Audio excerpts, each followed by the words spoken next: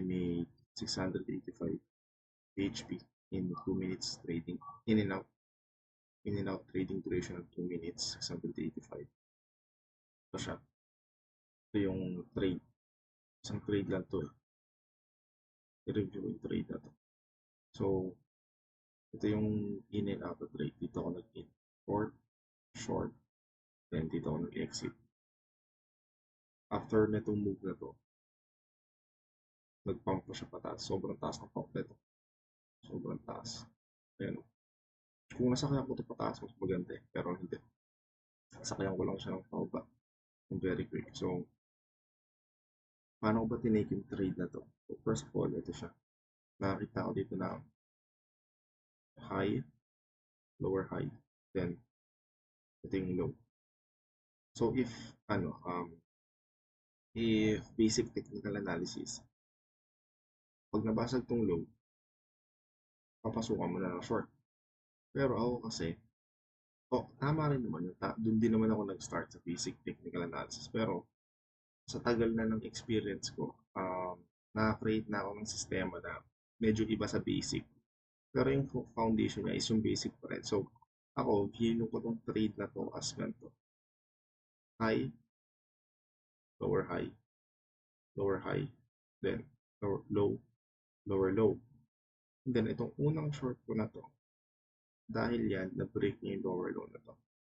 And then, itong pangalawang short, dahil yan, na-break niya yung lower low na to. Then, nag-take profit na ako dito as 1:1 lang.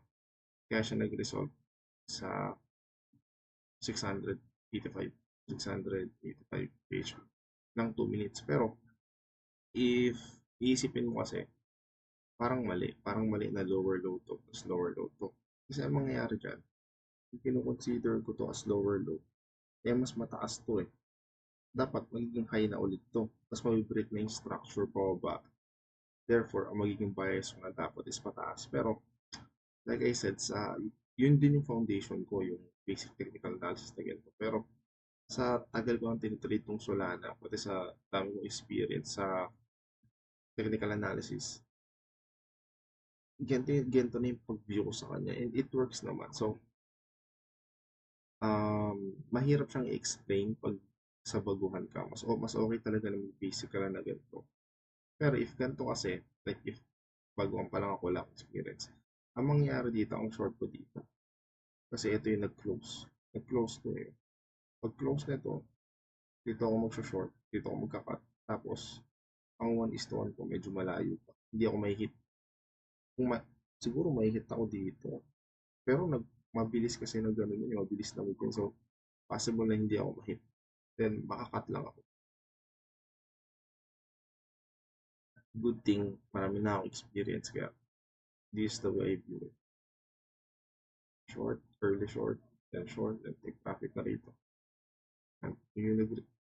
Ganun kabilis ko lang itong tinake itong 2 minutes trade na to. Yan, 2 minutes, dalawang candles lang. Which resulted into this.